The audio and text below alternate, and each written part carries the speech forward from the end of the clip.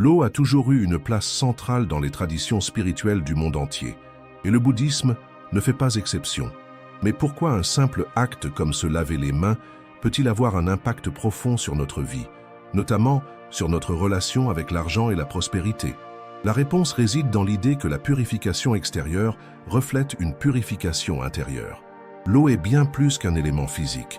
Elle symbolise le renouvellement, la fluidité et le détachement des impuretés, qu'elles soient visibles ou invisibles. Dans le bouddhisme, avant d'entrer dans un temple ou de commencer une prière, il est souvent recommandé de se purifier, non seulement pour des raisons d'hygiène, mais surtout pour libérer son esprit des influences négatives et des blocages karmiques. Imaginez un ruisseau qui coule paisiblement à travers une vallée. Tant qu'il reste fluide, il apporte la vie, la fraîcheur et l'abondance. Mais lorsqu'il est obstrué par des pierres, des branches ou des débris, son courant ralentit, l'eau devient stagnante et la vitalité du ruisseau diminue. Il en va de même pour notre énergie personnelle. Nos pensées, nos émotions et nos expériences passées peuvent s'accumuler comme des obstacles invisibles, entravant notre capacité à recevoir l'abondance. Dans ce contexte, un rituel aussi simple que le lavage des mains devient un moyen puissant de dissoudre ces blocages et de rétablir le flux énergétique de la prospérité. Dans les enseignements bouddhistes, l'acte de purification ne se limite pas au corps, il s'étend à l'esprit et au karma. En Thaïlande, au Japon et dans plusieurs pays d'Asie, il est courant de voir des fontaines à l'entrée des temples où les visiteurs lavent leurs mains et leur bouche avant d'entrer. Ce geste symbolique indique qu'ils laissent derrière eux leurs préoccupations et leurs impuretés pour accueillir la sagesse et la sérénité. Mais cette pratique ne se limite pas au temple. Dans la vie quotidienne, l'eau peut être utilisée comme un outil puissant de transformation. Prenons l'exemple de certains moines bouddhistes qui, chaque matin, commencent leur journée par un rituel de purification avec de l'eau. Ils versent lentement de l'eau sur leurs mains, tout en récitant des mantras dédiés à la clarté mentale et à l'ouverture aux opportunités. Ce rituel leur permet de commencer la journée avec une énergie renouvelée, en se détachant des influences négatives accumulées pendant la nuit. Ce même principe peut être appliqué à la prospérité. Si nous considérons l'eau comme un moyen de nettoyer non seulement nos mains, mais aussi nos pensées limitantes sur l'argent, nous créons un espace pour que l'abondance puisse circuler librement dans notre vie. Mais pourquoi le 26 février est-il un jour si particulier pour réaliser ce rituel? Dans certaines traditions spirituelles asiatiques, cette période de l'année est considérée comme un moment de transition énergétique, où l'ancien fait place au nouveau. C'est une période idéale pour abandonner les schémas financiers négatifs et accueillir une nouvelle dynamique d'abondance. Laver ses mains avec une intention claire ce jour-là devient alors une manière de réinitialiser son énergie et d'aligner son esprit avec la prospérité. Ce qui est fascinant, c'est que la science moderne soutient également cette idée. Des études en psychologie ont montré que le simple fait de se laver les mains peut avoir un impact sur notre perception des erreurs et des émotions négatives. En d'autres termes, lorsque nous nous lavons les mains après un échec ou une expérience désagréable, notre cerveau est plus enclin à oublier cette expérience et à passer à autre chose avec un esprit neuf.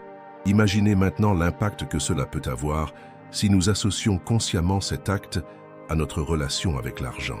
Si nous avons connu des difficultés financières, des dettes ou des croyances limitantes transmises par notre éducation, ce rituel peut nous aider à rompre avec ces schémas et à adopter un état d'esprit plus ouvert à l'abondance.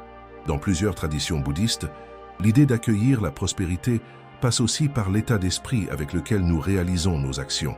Ce n'est pas l'acte lui-même qui attire la richesse, mais l'intention et l'énergie que nous y mettons.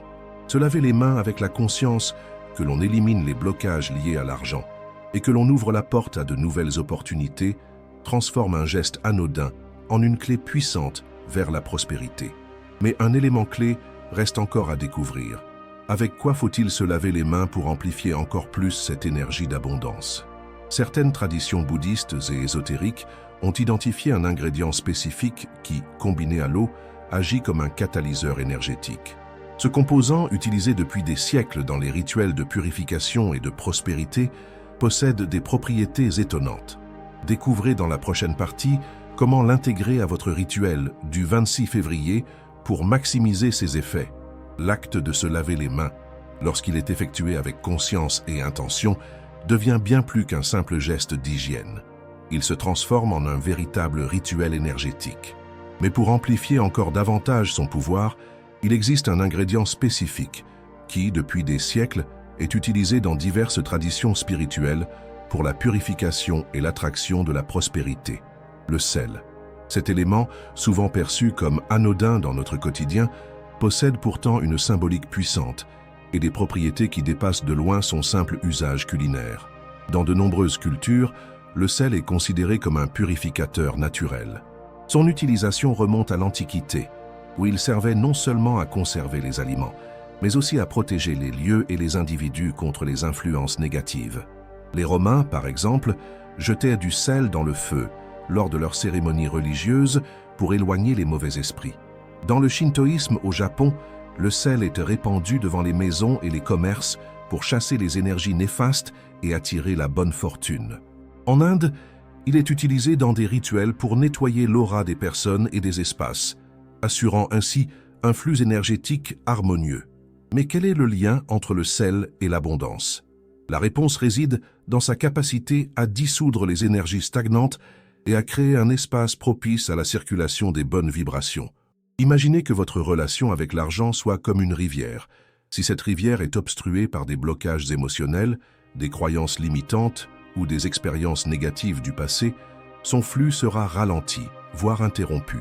Le sel agit comme un dissolvant naturel, éliminant ces barrières invisibles et permettant à l'énergie de l'abondance de circuler librement. Pour que ce rituel fonctionne pleinement, il est essentiel de ne pas se contenter de verser du sel dans l'eau et de se laver les mains machinalement. L'intention joue un rôle clé dans l'activation de ces effets. Lorsque vous préparez votre mélange d'eau et de sel, prenez un moment pour le faire en pleine conscience. Sentez le contact du sel entre vos doigts. Observez comment il se dissout lentement dans l'eau et imaginez que, de la même manière, vos blocages financiers et vos pensées négatives sur l'argent se dissolvent avec lui. Une méthode simple et efficace consiste à remplir un bol d'eau tiède et d'y ajouter une pincée de sel marin ou de sel de l'Himalaya. Certains préfèrent utiliser du sel béni ou récolté dans des lieux spirituels, mais l'élément le plus important reste toujours l'intention que vous y mettez. Une fois le sel dissous, plongez vos mains dans l'eau et ressentez-la envelopper votre peau, emportant avec elle tout ce qui pourrait freiner votre prospérité. Pendant que vous frottez vos mains, vous pouvez réciter une affirmation positive comme « Je libère toute énergie négative et j'ouvre la porte à l'abondance » ou encore « L'argent circule librement vers moi, avec aisance et gratitude ». Ce rituel peut être renforcé par l'ajout d'autres éléments naturels qui favorisent l'attraction de la richesse. Par exemple, le laurier est souvent associé à la chance et à la prospérité. Vous pouvez écraser délicatement une feuille de laurier et l'ajouter à votre eau saline pour amplifier l'effet du rituel. De même, quelques gouttes d'huile essentielle de citron ou d'orange, connues pour leur capacité à dynamiser et purifier l'énergie, peuvent rendre cette pratique encore plus puissante. Une fois le rituel terminé, ne séchez pas immédiatement vos mains avec une serviette. Laissez-les sécher naturellement à l'air libre, permettant ainsi à l'énergie de s'imprégner pleinement en vous. Ressentez cette sensation de renouveau, comme si une charge invisible venait d'être allégée. Prenez un instant pour observer comment vous vous sentez après ce geste simple mais chargé de signification. Vous pourriez ressentir une légèreté, une clarté d'esprit, ou même une sensation de fraîcheur intérieure. Ce qui est fascinant, c'est que ce rituel ne se limite pas seulement au 26 février.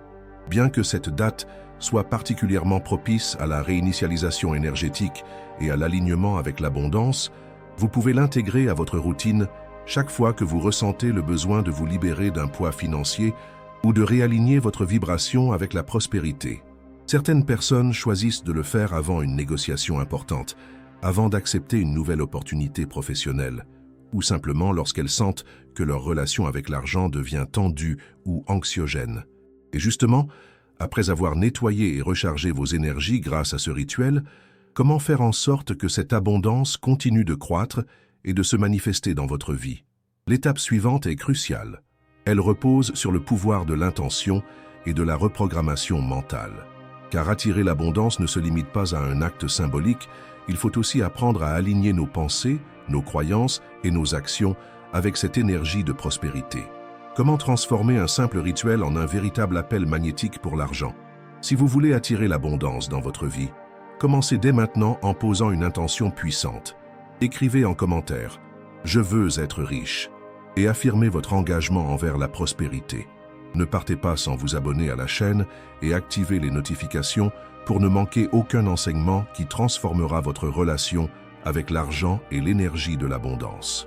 Dans le bouddhisme, l'esprit est considéré comme le principal moteur de la réalité. Chaque pensée, chaque intention que nous émettons agit comme une graine que nous plantons dans notre vie. Si nous semons des pensées de manque, de peur ou de doute, nous récoltons des expériences qui confirment ces croyances. À l'inverse, si nous nourrissons notre esprit d'idées de prospérité, d'ouverture et de gratitude, nous attirons des opportunités inattendues et un flux financier harmonieux. Voilà pourquoi l'acte de se laver les mains avec du sel ne fonctionne pas seulement à un niveau physique, mais surtout à un niveau mental et énergétique. Ce rituel n'est qu'un support. La clé de son efficacité réside dans l'intention qui l'accompagne. Imaginez une personne qui réalise ce rituel mécaniquement, sans y mettre de conscience. Elle se lave les mains avec du sel, mais son esprit reste chargé de doutes et de pensées négatives sur l'argent. Elle se dit « ça ne marchera pas, je suis condamnée à lutter financièrement, l'abondance n'est pas faite pour moi ». Ce type de discours intérieur annule complètement l'effet du rituel. C'est comme essayer d'allumer une bougie en soufflant dessus en même temps.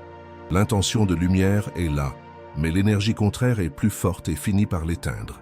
À l'inverse, prenons quelqu'un qui effectue ce rituel avec une intention claire et une concentration totale. Avant même de commencer, il prend un instant pour se recentrer, fermer les yeux et respirer profondément. Il formule une intention puissante. « Je me libère de tout ce qui entrave mon abondance. L'argent vient à moi facilement et dans la joie. » Pendant qu'il se lave les mains, il imagine l'eau et le sel emportant ses anciennes croyances limitantes, nettoyant chaque cellule de son être. Il ressent une légèreté, une ouverture. Cette personne-là vient de transformer un simple geste en une reprogrammation énergétique profonde. La science moderne commence d'ailleurs à démontrer ce que le bouddhisme enseigne depuis des millénaires. L'esprit a un impact direct sur notre réalité. Les neurosciences ont prouvé que le cerveau ne fait pas de distinction entre une expérience réelle et une expérience intensément visualisée. C'est pourquoi les athlètes de haut niveau utilisent la visualisation pour améliorer leur performance et pourquoi des personnes qui pratiquent la gratitude quotidienne constatent une amélioration tangible dans leur vie. Appliqué à l'argent, cela signifie que plus nous nous imaginons en état d'abondance, plus nous créons les conditions réelles pour qu'elle se manifeste. Un exercice puissant à pratiquer pendant ce rituel est la technique de la visualisation. Pendant que l'eau coule sur vos mains, fermez les yeux et imaginez que cette eau n'est pas seulement en train de nettoyer votre peau, mais aussi votre énergie financière. Imaginez-la dissoudre chaque blocage, chaque souvenir négatif lié à l'argent. Puis, visualisez vos mains en train de recevoir de l'or, des billets de banque, des opportunités professionnelles inattendues. Ressentez l'émotion que cela vous procure, la joie, la sécurité, la gratitude. Plus cette visualisation sera intense, plus elle marquera votre subconscient et ouvrira la porte à de nouvelles réalités. Un autre outil puissant est l'utilisation des affirmations. Dans le bouddhisme, les mantras sont souvent récités pour ancrer une énergie particulière. Pour attirer l'abondance, vous pouvez utiliser des affirmations comme « L'univers me soutient financièrement et l'argent vient à moi avec aisance. Je mérite la prospérité sous toutes ses formes. Mon énergie est en parfaite harmonie avec l'abondance. » Ces affirmations, répétées régulièrement, reprogramment votre esprit et changent votre vibration intérieure. L'important est de ne pas simplement les dire, mais de les ressentir profondément, comme si elles étaient déjà une réalité. Mais qu'en est-il des blocages inconscients qui nous empêchent d'attirer l'argent, même lorsque nous faisons tous ces exercices? Beaucoup de personnes, sans s'en rendre compte, ont une relation conflictuelle avec l'argent. Elles ont grandi en entendant des phrases comme « L'argent ne pousse pas sur les arbres. Il faut travailler dur pour réussir. Les riches sont cupides. » Ces croyances, bien qu'ancrées depuis l'enfance, peuvent être modifiées grâce à des rituels et des pratiques spirituelles. Un moine bouddhiste racontait un jour une histoire fascinante sur l'abondance. Un homme pauvre venait le voir régulièrement, se plaignant que malgré toutes ses prières, il n'arrivait pas à améliorer sa situation. Le moine lui demanda « Quand tu pries, est-ce que tu crois réellement que l'abondance est en route pour toi? L'homme hésita, puis répondit « Je l'espère, mais j'en doute souvent. » Le moine sourit et lui donna une tasse déjà remplie d'eau jusqu'au bord. « Versi du thé. » L'homme s'exécuta et l'eau déborda immédiatement. Comment veux-tu recevoir quelque chose de nouveau si tu es encore rempli de doutes et de peurs? D'abord, il faut vider la tasse. Cette métaphore illustre bien l'idée que pour recevoir l'abondance, nous devons d'abord nous libérer de ce qui l'empêche d'entrer. Le rituel du lavage des mains au sel est justement un moyen de vider la tasse. Il nous aide à nous débarrasser des blocages inconscients, à nous purifier des croyances erronées et à créer un espace mental où l'abondance peut circuler librement. Mais pour que ce changement soit durable, il ne suffit pas d'effectuer ce rituel une seule fois. Il doit être accompagné d'une transformation intérieure constante, basée sur des pensées et des actions alignées avec l'énergie de la prospérité. Maintenant que nous avons nettoyé notre esprit et reprogrammé notre relation avec l'argent, comment faire en sorte que cette abondance continue de se manifester dans notre quotidien? Existe-t-il d'autres enseignements bouddhistes qui nous permettent d'entretenir ce flux financier et d'éviter de retomber dans les schémas du manque? La réponse se trouve dans les pratiques de gratitude, de générosité et d'alignement énergétique. L'abondance ne se limite pas à un simple rituel. Ce que nous avons accompli jusqu'ici, la purification, l'alignement mental, la reprogrammation énergétique, n'est que le début d'un cheminement plus profond. Le véritable secret pour maintenir un flux constant de prospérité repose sur des principes bouddhistes intemporels. La gratitude, la générosité et l'alignement avec l'énergie de la richesse. Ces principes, appliqués avec constance, transforment notre relation avec l'argent et nous permettent non seulement d'attirer la prospérité, mais aussi de la conserver et de la faire croître. Dans le bouddhisme, l'un des enseignements fondamentaux liés à l'abondance est le concept du dana, qui signifie donner. Il peut sembler paradoxal de parler de don lorsque l'on cherche à attirer plus d'argent, mais c'est précisément cette loi universelle qui rend la richesse fluide et dynamique. Imaginez que vous tenez de l'eau dans vos mains. Si vous serrez trop fort, elle s'échappera entre vos doigts. Mais si vous laissez vos paumes ouvertes, elle circulera librement et viendra naturellement remplir votre main à nouveau. L'argent fonctionne de la même manière. Plus vous le retenez par peur du manque, plus vous créez une résistance énergétique qui bloque son afflux. Cela ne signifie pas qu'il faut dépenser inconsciemment ou se débarrasser de son argent sans réfléchir. Il s'agit plutôt d'adopter un état d'esprit où l'on donne avec confiance, en sachant que l'univers est une source infinie d'abondance. Offrir une somme, même minime, à quelqu'un dans le besoin, soutenir une cause qui nous tient à cœur ou simplement partager un sourire et une bonne énergie, ce sont des actes de générosité qui, énergétiquement, ouvrent la porte à plus de prospérité. Dans les temples bouddhistes, il est courant de voir des fidèles déposer de petites offrandes, non pas dans l'attente d'une récompense immédiate, mais avec la certitude que ce qu'ils donnent revient toujours sous une forme ou une autre. Un autre pilier essentiel pour maintenir l'abondance est la gratitude. Chaque matin au réveil, demandez-vous « Qu'est-ce qui, dans ma vie actuelle, est déjà une forme d'abondance ?» Souvent, nous avons tendance à nous focaliser sur ce qui nous manque, oubliant que la richesse ne se limite pas à l'argent. La santé, les relations harmonieuses, les opportunités qui se présentent à nous, même l'air que nous respirons, sont autant de signes d'abondance que nous négligeons parfois. Le simple fait de reconnaître ces bénédictions élève notre vibration et attire encore plus de choses positives dans notre vie. Une pratique simple mais incroyablement puissante consiste à tenir un journal de gratitude. Chaque soir, notez 3 choses pour lesquelles vous êtes reconnaissant. Cela peut être aussi banal qu'un bon repas, une conversation enrichissante ou même le fait d'avoir un toit au-dessus de votre tête.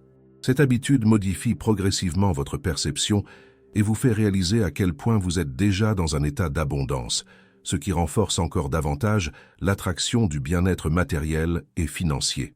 Mais la richesse ne vient pas seulement de nos pensées et de nos actions, elle est également influencée par notre environnement.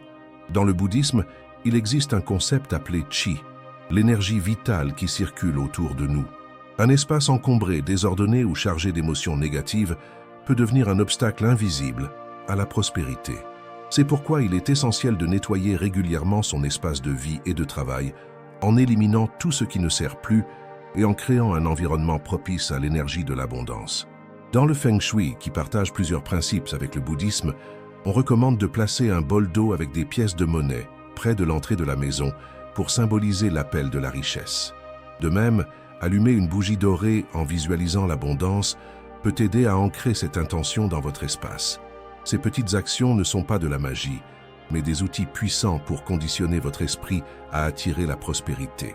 Et maintenant, après avoir parcouru ensemble ce chemin, il est temps de passer à l'action. L'abondance n'est pas quelque chose que l'on attend passivement, c'est un état d'être que l'on cultive au quotidien. Commencez dès aujourd'hui. Réalisez le rituel du lavage des mains avec intention. Pratiquez la gratitude. Donnez avec confiance. Alignez votre espace avec l'énergie de la richesse. Vous verrez que peu à peu, votre perception de l'argent changera et avec elle, votre réalité financière. Si vous avez aimé ce contenu, laissez un like et abonnez-vous à la chaîne pour ne manquer aucun enseignement précieux sur la prospérité et la spiritualité. Et surtout, pour ancrer encore plus cette énergie d'abondance, écrivez en commentaire « Je veux être riche ». Faites-le avec conviction, comme une déclaration puissante à l'univers. L'abondance est déjà en route vers vous. Recevez-la avec gratitude et confiance.